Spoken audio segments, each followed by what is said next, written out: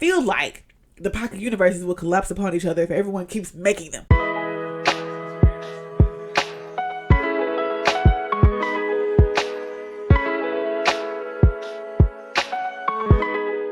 Hello friends, and welcome back to another episode of Beautifully Nerding. I'm your host, Auntie Bri, and I am ready to go back to the movies again. I'm so tempted to just go ahead and get the AMC Stubs membership thingy, but like, I don't fully compute how exactly it works. I need someone to explain it to me like I'm 3.5 because I'm so confused. But I did go to the movies recently and I did see Superman. I went to the little fan event and they gave us a little comic book. I started reading a little bit. I was like, okay, this is kind of cute. I kind of like it. And I was just so excited to see what this new Superman, what this new DCU was going to offer us, because I have a lot of faith in James Gunn, because James Gunn has a really good way of making you care about his characters. He can take somebody and just create and elevate an entire backstory and get you so emotionally invested. Like, I'm thinking Guardians of the Galaxy 3, I'm literally crying over a trash panda. James Gunn just really knows what he's doing, and this movie really had me in my feels, but also like, it's a roller coaster of emotion. He's really good at weaving you in and out of emotions without making anything feel shallow or unearned, or, you know, we could have stayed in this a little bit longer. Like, every emotion that you enter feels just enough for that moment. You'll have your comedic moments, you'll have your sad moments, you'll have your angry moments. You go through all the things and it all feels right in that moment. And these aren't short movies, but like, when you're watching it, the time goes by well. It's just like, wow, this was such a journey. I was so invested. You know, I wanted to know what happened next. I cannot wait to see what the DCU is going to accomplish next. Like, who's the next hero that we're going to talk about.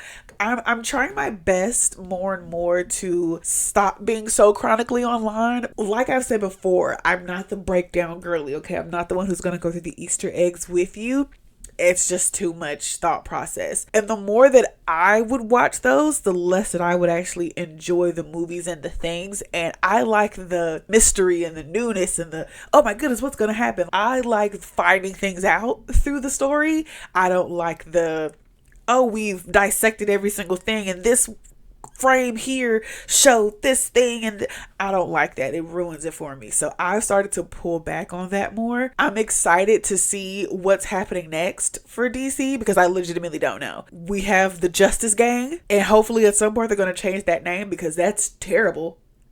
And they all know it's terrible. So we're going to change it, but I don't know how that change is going to happen. I just really enjoyed Superman, which seems to be a controversial statement, because somehow a lot of people on the internet said that Superman is too woke. This is the only Superman comic that I own. I know enough about Superman to know that he's not just now becoming woke. Superman is literally an illegal alien. How are we just now getting around to this is too woke? Literally all he's doing is helping people. Yeah, I got my Captain America shirt right here. Captain America represents the American way. So he realizes that, like, maybe we're not all that great. Maybe we're being really mean to people. Superman from jump was like, I want to protect everybody.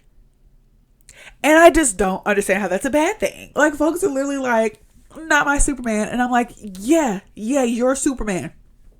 He's the only one. It's been him the whole time. It just baffles the mind. You realize that a lot of things with pop culture, it's not the actual issue with the thing itself. It's people are projecting all of their hatred and vitriol and anger and frustration onto it. These are movies made for kids, okay? We literally just all came out to have a good time. And I just don't understand why we can't just see this super swole dude flying all everywhere, having fun with his dog, meeting a nice girl, and just being kind to people, and have an issue with that.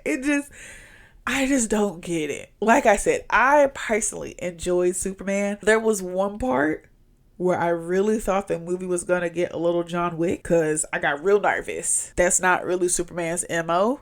We now see what could get him close to it. I'm not gonna get super duper spoilery, but I do want to talk about a few specific things. So here is your spoiler warning if you have not seen the movie. I know the movie just came out like a week or two ago, so maybe not everyone has gone out to see it. Maybe you're watching this to see if you want to see it, but this is your spoiler warning. In this movie, Clark has been Superman for a few years. He's moved to Metropolis. He's working at the Daily Planet. He's juggling his double lives. He's with Lois. Wow, that got extremely spoilery. But like, I promise you, this is all like the first 2 minutes of the movie. Clark is finding it harder and harder to juggle national geopolitical conflicts with also being a reporter. Like, he's really even interviewing himself for his articles, and Lois is like, you're gonna get caught, but she's like the only reporter who's really paid attention, because like, we don't necessarily see if Clark told Lois or if Lois figured it out, which I always enjoy that, because it's so fun to have Lois figure it out, because she's like, yeah, I'm a reporter, this is what I do, like, you're not gonna get one past me. And I'm like, you go, girl. Clark decides to let Lois interview him as Superman. Lois pulls no punches. Like, she's asking like some really heavy questions, because she's like, you know, you've been throwing yourself softballs. People have actual questions that you need to be held accountable for. You'd let me interview you as Superman? Sure.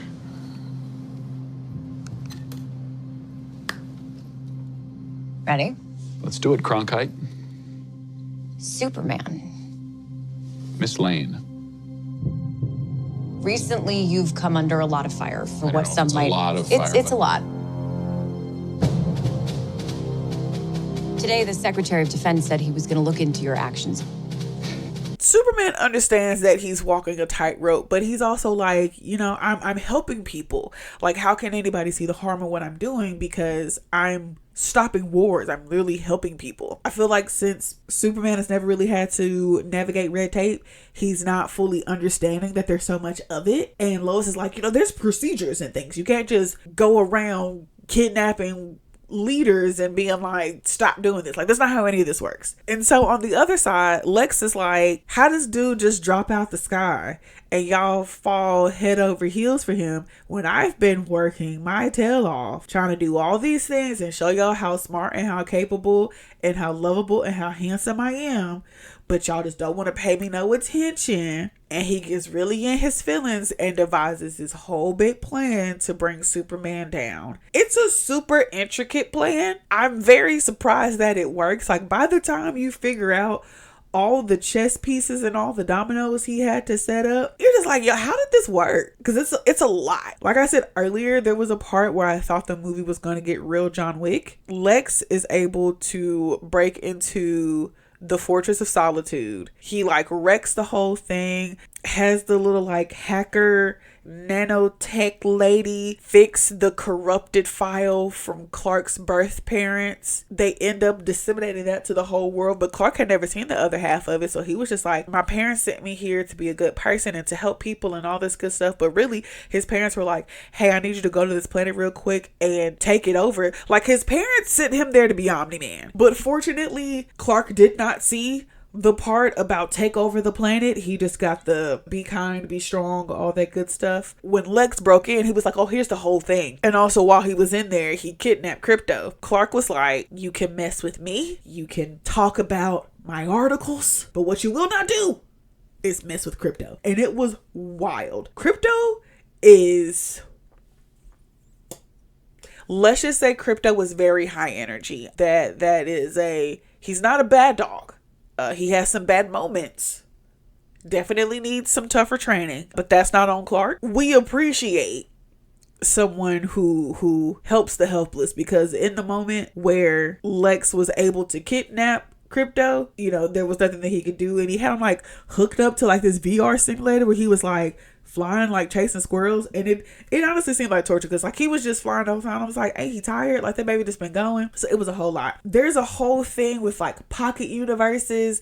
And you know, we saw the pocket universe in Peacemaker because Peacemaker's daddy made his own pocket universe where he like holds all of his like inventions and stuff. How many pocket universes is everybody making? If they're so fragile, how was everyone able to make multiple pocket universes?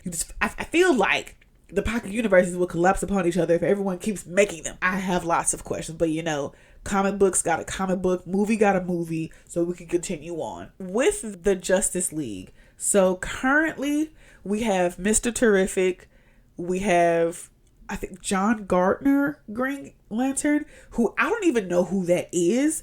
I'm only familiar with John Stewart. I don't know if you can even see it. Behind my fan, there is, hold on, let me show you. Because this is the only Green Lantern that I recognize. Okay, so like outside of John Stewart, I don't really know what the rest of the Green Lanterns got going on. But yeah, we got Mr. Terrific, Green Lantern, and Hawk Girl. And also, it's called the Justice Gang. I understand that it's a funny haha. We haven't realized that it needs to be the Justice League yet. That was just one joke where I was just like, I don't get it. Mr. Terrific was, not to be redundant, but terrific. And it's funny because I didn't even realize that, is it Eddie or Edie? The guy who played Darwin, he was literally named Darwin. His whole power that he could adapt to anything. And they did him so dirty. And it was just like, y'all just cut off the black man. Like, I'm still mad about it. He did a great job with Mr. Terrific, and I legitimately did not recognize him simply because he had that T on his face. Yeah, no, he would have got me. Like, his secret identity would have been completely unknown to me because I legitimately did not recognize until other people like were making the comparison of like, oh, he's getting another like big comic book movie. He gets to redo it. I love that for him. I also love that y'all do more research than I do because I didn't even spot it. I really enjoyed all of the twists within the movie. I think there's one twist that like you don't get the solution to it until the very end, but like if you're paying attention, you can peep it because I kind of peeped it very early. And I was just like, no, that would only have happened if XYZ is happening. And that's exactly what happened. And I'm just like, I'm literally a genius. It's almost like this is my job and like this is what I do and like I watch movies. So if you have not seen Superman yet, I definitely recommend going to see it. Of course, you know, I'm always going to vouch for IMAX, but I do understand that IMAX is very expensive. So if it's not in your budgets, completely understand that. Definitely grab the kids, grab your partner, swing them round and round, and go see Superman if you have not already. Thank you so much for watching this video. If you have made it to the end, please don't forget to like, subscribe to the channel, share with all of your friends, and I will catch y'all next time. Bye.